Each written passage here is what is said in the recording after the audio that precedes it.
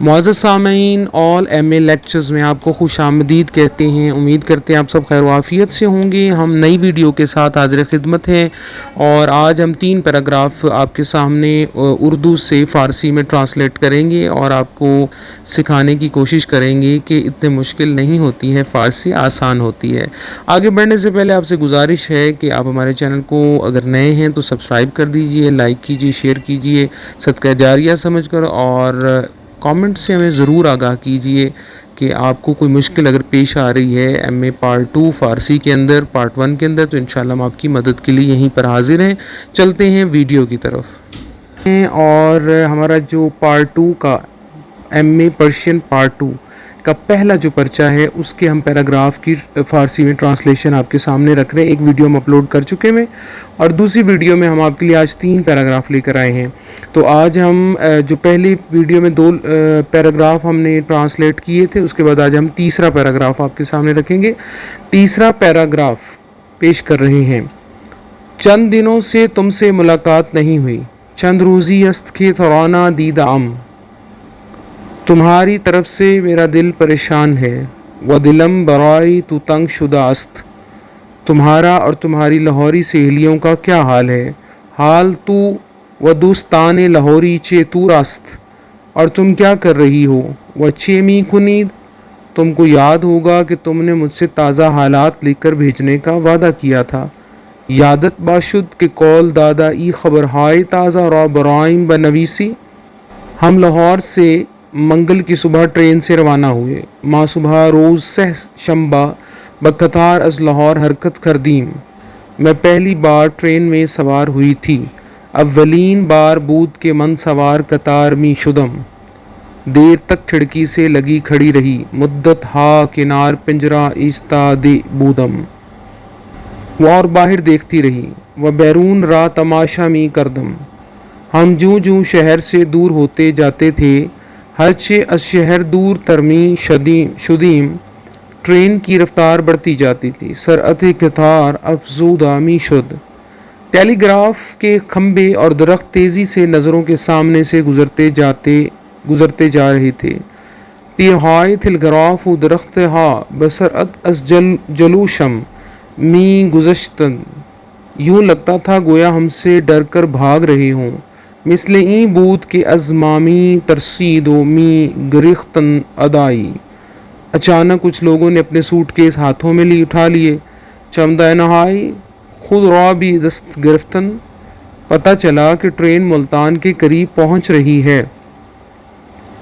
معلوم بود کہ قطار بے ملتان نزدیک می شود، واہ ہم کتنی جلدی ملتان پہنچ گئے،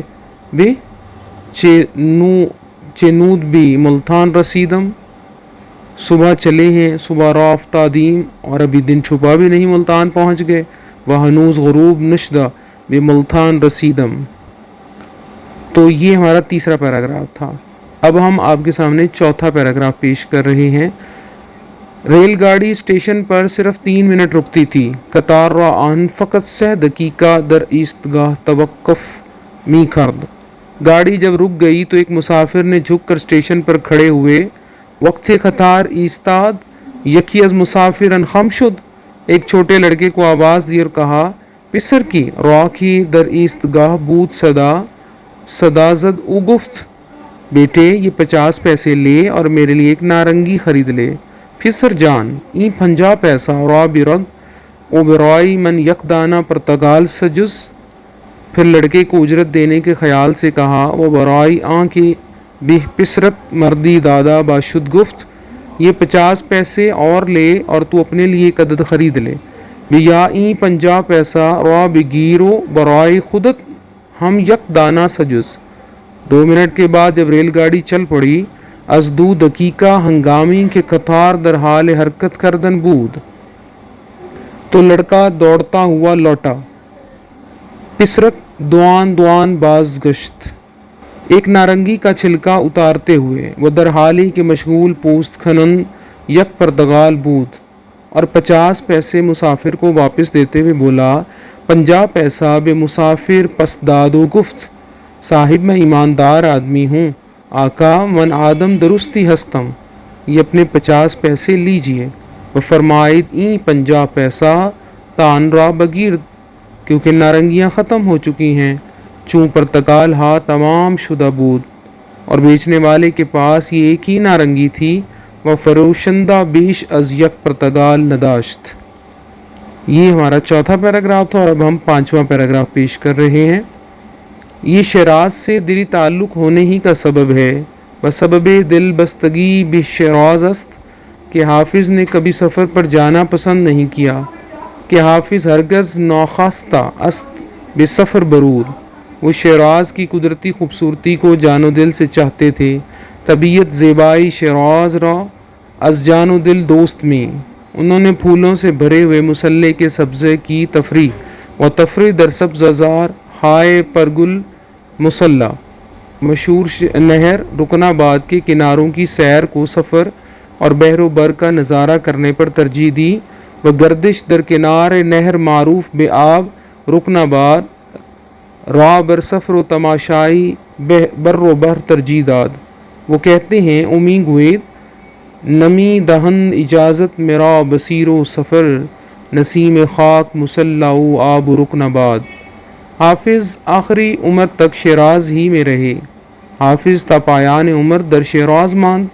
اور سن 791 ہجری قمری میں رحلت کی، ادھر سال 751 ہجری قمری وفات یافت، اور اسی سبزہ زار مسلح میں جو تمام عمر ان کی سیرگاہ رہی، وز ہمان سبزہ زار مسلح کے درچی عمر گردش گاہ عبود مدفون ہوئے، بخوک کے سپردہ شد۔ حافظ کا مزار اب حافظیہ کہلاتا ہے، آرام گاہ حافظ اکنون حافظیہ نامدار اور سارے ایرانیوں کے لیے مقام زیارت ہے۔ او زیارت گاہ ہما ایرانی است۔ حافظ جو ایک نیک دل انسان تھے، حافظ کے انسان پاک دل بود، اور بجوز حقیقت کچھ اور ان کی نظر میں نہ تھا، بجوز حقیقت چیزی در نظر نداشت۔